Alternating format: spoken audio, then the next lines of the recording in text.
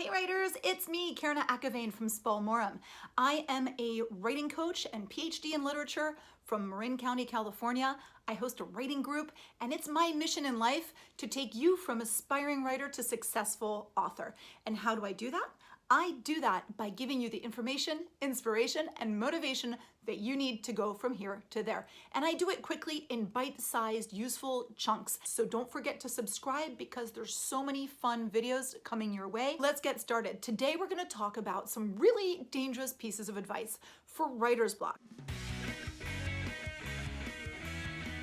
So let's look at these pieces of advice. Why do I say they're dangerous? I say that they're dangerous because even though these pieces of advice may contain a nugget of truth or usefulness, they kind of assume that writer's block is a single one-size-fits-all kind of problem and that certain solutions are going to help absolutely everyone. And that couldn't be further from the truth. And I feel that if you get these pieces of advice and they don't work for you, you're gonna think, oh wow, I really have a severe problem. Maybe I'm not even meant to be a writer. Maybe this writer's block is a bigger problem than I thought, and that's not going to be useful for you. So let's break down some of these pieces of advice, and I'm going to try to tweak them a little bit to make them more helpful for you as you struggle to get your book completely done. Okay, so let's start.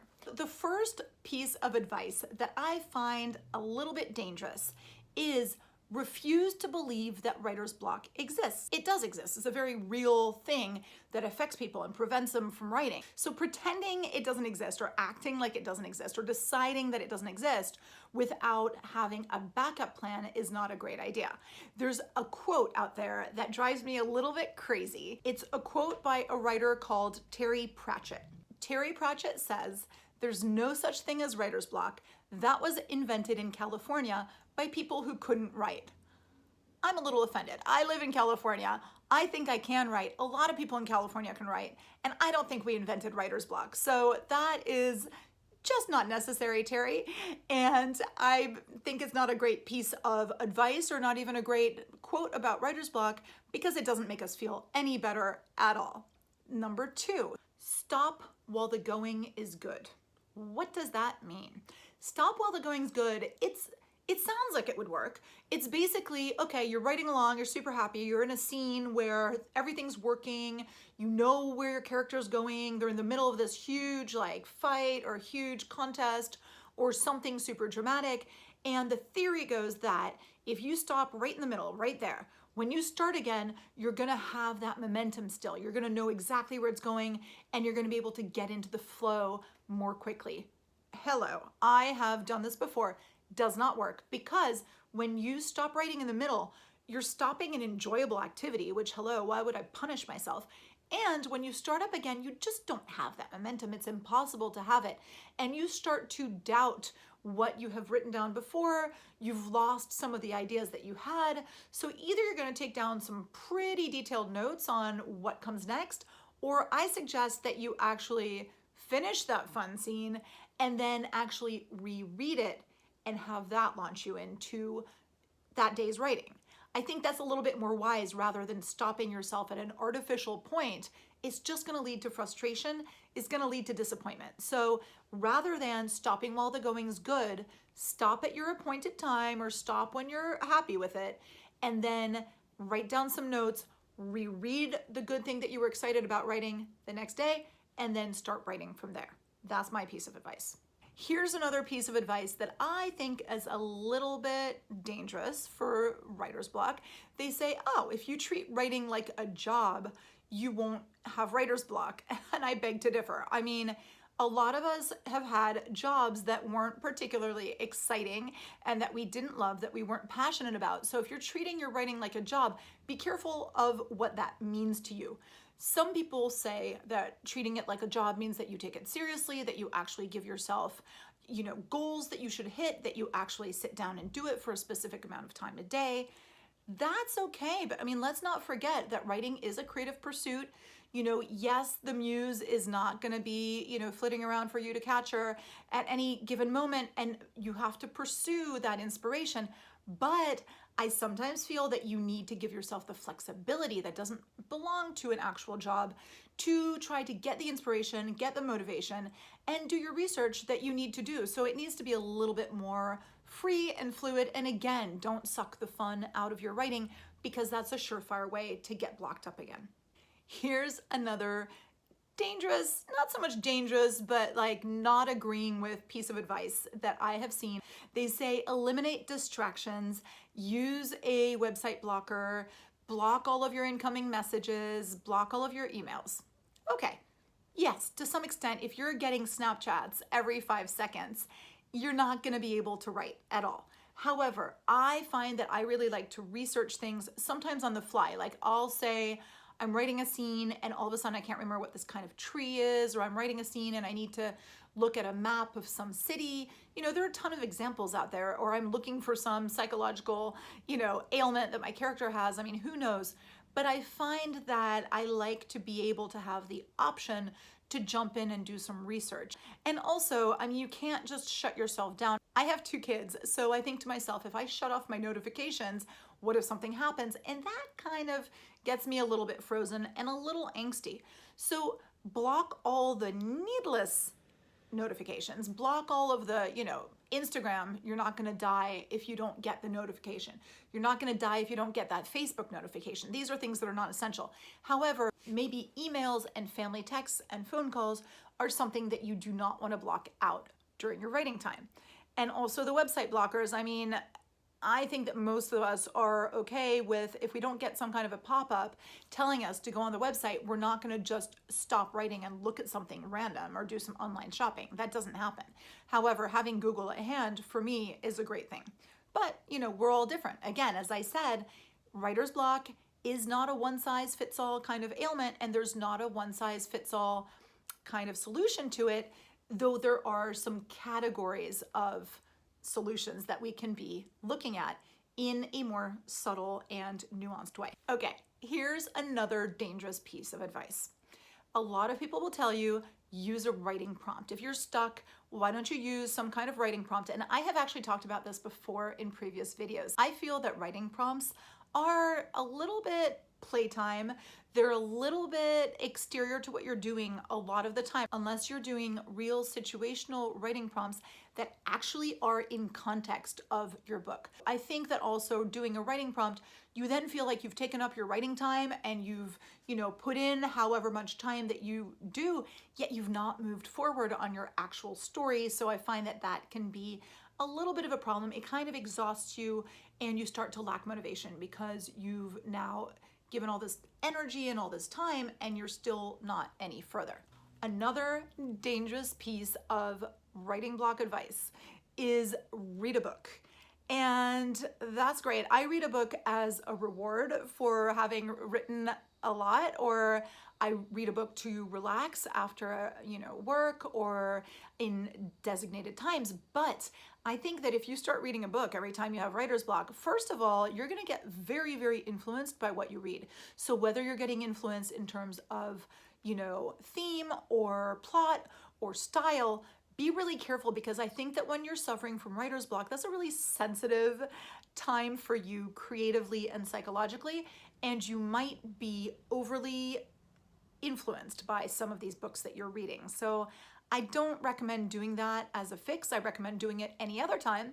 That's great, but I really think that you don't want to go there. Another super unhelpful piece of advice I've seen is write despite the writer's block. I always think of that scene in The Shining where the Jack Nicholson character has that horrible writer's block and he's sitting there working diligently at his typewriter and he's just writing all work and no play makes Jack a dull boy. I feel that way when I'm kind of writing. People say write stream of consciousness, throw your character into a situation, and that throwing the character into a situation is maybe the one thing that I would say, okay, write that. Even if it doesn't make its way directly into your book, at least you'll have something more about your character. Some people say, imagine something that your character would most hate to happen at this very point. And I think, that could be a useful thing to write about. But don't just write random shit. Again, just like the writing prompt thing, that is just going to exhaust you and kind of make you spin your wheels creatively. And it's not going to really help your writer's block, as far as I believe. I mean, maybe it works for you, and let me know down below if it does. But I get it if it doesn't. Then there's another great piece of advice, which is, it's not a great piece of advice, which is outline your whole book. Yeah, I know, you're supposed to outline your whole book. I mean, I am a huge proponent of outlines. I think it's really important to outline, but let me tell you, writing at the very beginning stages is really difficult for me. That's kind of when I get stuck. Like actually like doing the whole outline is probably where I experience the most writer's block. So I get it that, you know, yeah, an outline isn't ideal for you to achieve, but completing the outline when you are in the throes of writer's block, not gonna happen. I kind of like, Stephen Pressfield has the clothesline technique, and I've talked about this before, where you kind of have a literal like drawing of a clothesline and you get little post-it notes, at least I get little post-it notes, and you kind of put in different pieces of plot. And that's kind of a fun loosey-goosey way of starting to create an outline, but really do not do this when you're in the throes of writer's block. It is not a good plan. However, so on the subject of outline, one of the things that I'll do, and I'm a little ADD, so I can't finish one thing at once. Like I can finish things, but I can't do it from start to finish all at once. I have to jump around. So like if I'm doing the dishes, then I'll stop doing the dishes and I'll go like clean something else in the kitchen and then come back to the dishes. Or if I'm painting a room, I'll paint like part of one wall and then part of the other wall. It's really weird. I do that with my writing too. So on the subject of outline, what I'll do is I'll look at my outline and I'll think, okay, what's a part that I actually feel excited about writing right now? And I can look at, you know, the quick notes for a scene and I'll think, okay, even though I haven't written what comes before or after yet, let me write the part where my character has their first kiss with, you know, whatever, the love interest, or let me write the part where the character goes on this galloping trail ride, like something that is going to be easy for you so that you're not torturing yourself and frustrating yourself more as you try to get rid of this writer's block. Okay, another great piece of advice, great, not that great, piece of advice that you for sure have seen everywhere because it's literally on every list for how to cure writer's block. This is not a cure, but everybody says go outside for a long walk. And I'm like, dude, go outside for a long walk. Like, I'll keep on walking. I mean, if I have writer's block, I'm going to go for that long ass walk and I'm not going to come back. I mean, I'm not going to come back refreshed and happy to write. I'm going to come back thirsty, maybe hungry, tired. I don't know if that works. So I like going for a walk before a writing session and then coming back and sitting down fresh, or I like going for a walk to reward myself after I've been writing for a while. Or I like to go for a walk in the evening to kind of cap off my day. But I really think that, again, associating your walk with your writer's block and thinking, I'm taking this walk because I can't write, it's super frustrating. Like, I don't think that you're going to be in the right mindset to be getting the inspiration that this walk is supposed to be providing. And again, if this works for you, let me know. But for me, not a thing. The last piece of dangerous, scary writer's block advice is join a writing group. And you'll be like, wait, you run a writing group, so why are you saying that that's a bad idea? I'm not saying that joining a writing group is a bad idea. Of course not. I run a writing group. I highly, highly, highly believe that writing groups are a great thing. However, when you are in the throes of writer's block is definitely not a great time to join a writing group because you're going to meet a group of people who you feel, it's not going to be necessarily true, but you feel that they are judging you. You feel that they are looking at you and thinking that you're not getting things done. And I think that that fear of sitting there and trying to discuss what you're doing is going to be a lot of pressure for you when you're not feeling at your creative best. In my writing group, I have people who are coming regularly, and we were on summer hiatus, and some of them have told me, ooh, embarrassing to admit, but I've not really written much since writing group went on hiatus. And I get that. That's a form of writer's block. Like, they need to have the accountability, and that's wonderful. But really think about when you're in full-on writer's block and you haven't yet been to a writing group, maybe not the best time to join a new one. I think that if you're approaching it as a help, somebody please help me, type of thing, you're not going to be getting out of it what you should be getting out of it. And I think also you're going to get a lot of pressure and panic saying, oh my God, help me, people, help me. You're going to be treating them like a little life raft. And it's not what writing group is for. So I think that that's not really a solution either. And you might try to find somebody to commiserate with. Misery does love company. And so I think you're going to end up with like the worst element of the writing group and not the real spirit of the whole thing. Also, you're going to go in with a specific attitude that's a little bit different than what your usual attitude might be, and you might be perceived in certain ways. Not to scare you about writing groups, people are very supportive, but I feel like you'll get more out of it if you go in with a positive attitude rather than going in thinking it's going to solve some problem that you may have. So, you guys, that was my top 10 list of the most dangerous pieces of writing advice for people with writer's block, and I hope that this helps you. Let me know if there are any wonderful pieces of advice that work for you, because my book is about to come out, but we can still have room for a couple little tweaks, and I will talk to you guys next time. In the meantime, keep on writing.